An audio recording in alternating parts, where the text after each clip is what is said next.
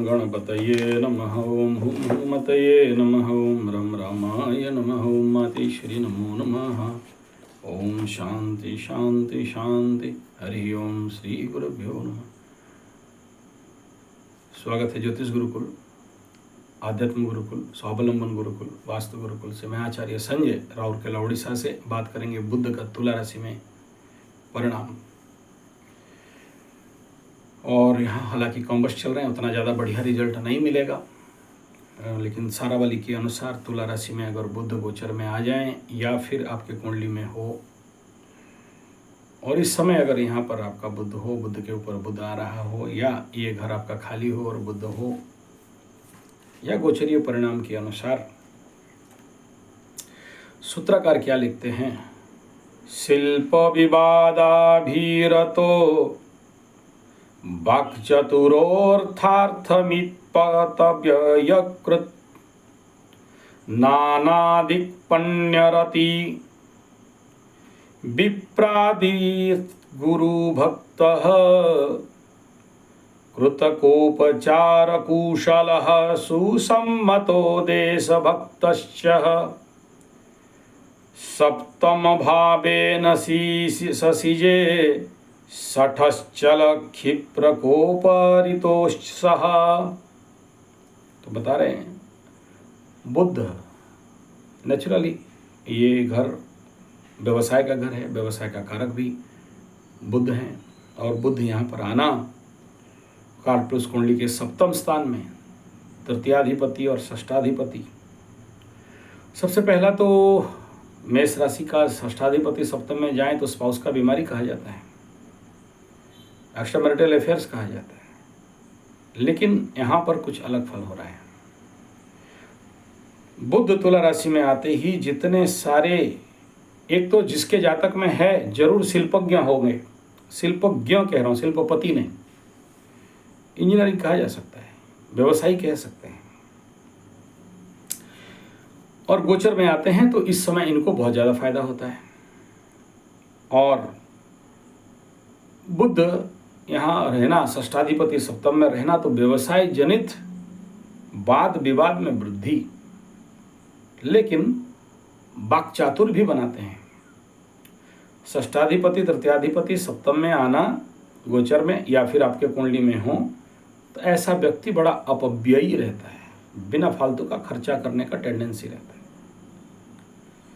और बड़े सारे टॉप लेवल के रिस्क लेगा, व्यवसाय करेगा, और व्यवसाय में सडन लॉस सडन अराइज कर सकता है।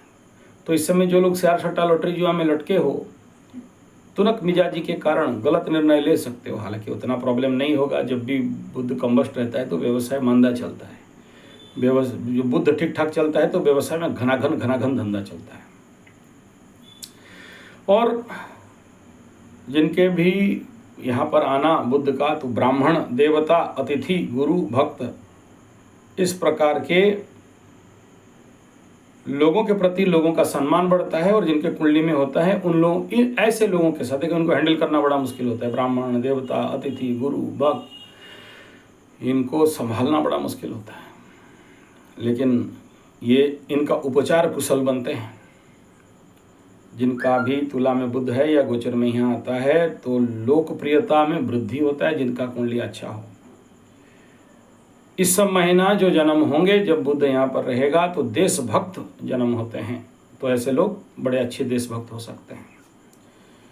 लेकिन मानसिक लेवल पे चंचलता और क्षणकोपी सडन गुस्सा हो जाना और सडन ठंडा हो जाना इनका फितरत में रहता है। ये इसका नेगेटिव इम्पैक्ट है। आप नक्षत्र फल का बात करते हैं, चित्रा स्वाति विशाखा में बुध का गोचर रहेगा, तो चित्रस्ते बुध गोचरे, चित्रा नक्षत्र तुला राशि का, इसमें बुध जाते हैं तो लेखक, कलाकार, सम्मान पाने वाला, और जितने भी परिवार में कलह हेतु अशांति में वृद्धि होता है। चित्रा के बाद स्वाति नक्षत्र बुध गोचरे धर्म, कर्म इत्यादि बढ़ने वाला होता है। लोक प्रतिनिधि से मान सम्मान और प्रतिष्ठा में वृद्धि होता है। कर्म क्षेत्र में प्रतिद्वंद्विता बढ़ने लगता है, उसके बावजूद भी विजय मिलता है। और विशाखा तुला में नक्षत्र में जब बुध गोचर करते हैं तो मूर्ख बनाता है और कर्म क्षेत्र में शत्रु उपद्रव का वृद्धि होता है और नियम से बाहर जाके काम करके फंसने का भी चांसेस रहता है। ये तुला विशाखा में बुध का गोचर का परिणाम। ये था परिणाम बुध का नक्षत्र फल और राशि फल। अब देख लेते हैं वर्तमान ग्रह स्थिति के अनुसार बुध का ये गोचर क्या देने वाला है।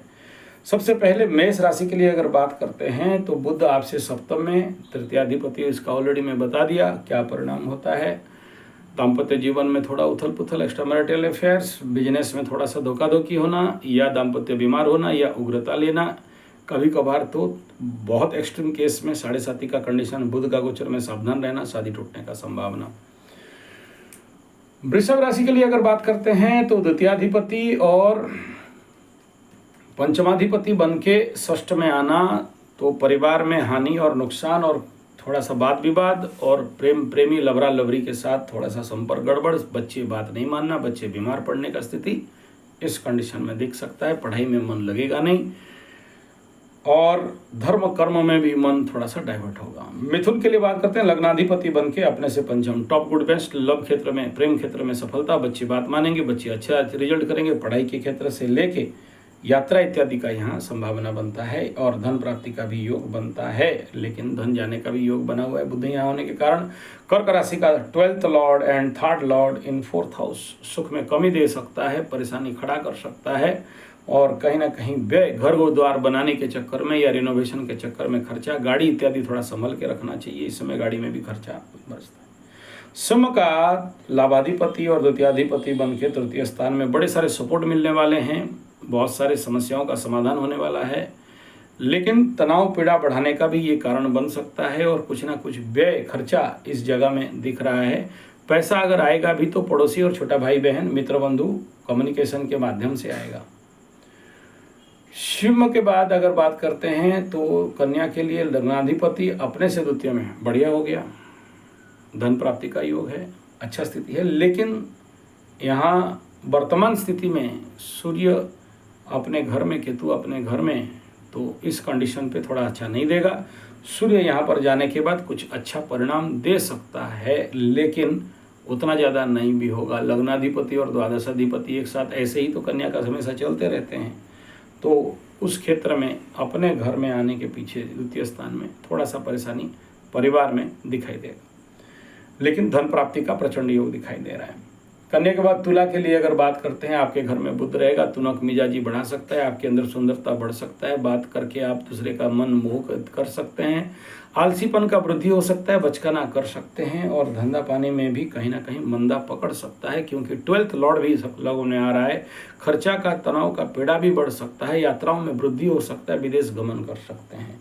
वृश्चिक के लिए बात करते हैं तो यहाँ द्वादश का बुध और आगने वाला समय में सूर्य भी आ जाएंगे और यहाँ द्वादशाधिपति वृश्चिक में बैठने के पीछे समस्या तो बड़े सारे हैं, अननेसेसरी खर्चा भी है और मन में जो नहीं बोलना चाहिए वो बोलेंगे, मन में कामना वासना का वृद्धि होगा और कहीं ना कहीं दूर स्थान का यात्रा और यात्रा से लाभ। धनु के लिए बात करते हैं तो यहाँ एकादश का बुध का गोचर टॉप गुड बेस्ट सॉलिड, बुरा फल देगा नहीं, इसके बारे में नो कमेंट। मकर का दशम में बुध आना, नवम भाग्याधिपति बन के दशम में, तो नया नौकरी का प्राप्ति, मान सम्मान का प्राप्ति और बड़े सारे पिता के माध्यम से आपको लाभ होना। बुध का यहाँ पर चतुर्थ स्थान में दृष्टि और शनि का दृष्टि, संभवतः कूटनीति में सफलता, मन में बड़े सारे तिकड़म चलेंगे और आपका दिमाग भी किसी पुराने विषय में लेके बड़ा खोजी बन सकता है।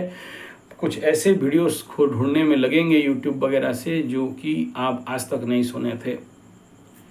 ऐसे कुछ नया एस्पेक्ट जिंदगी में आ सकता है। कभी कभार मन को थोड़ा सा आलसीपन कर्म क्षेत्र में बनाएगा, लेकिन नया काम पाने का भी योग यहाँ पर बढ़िया दिखाई दे रहा है। घर इत्यादि बनाने का प्लानिंग या प्रारंभ भी यहाँ पर बुध का दृष्टि में दिखाई दे रहा है।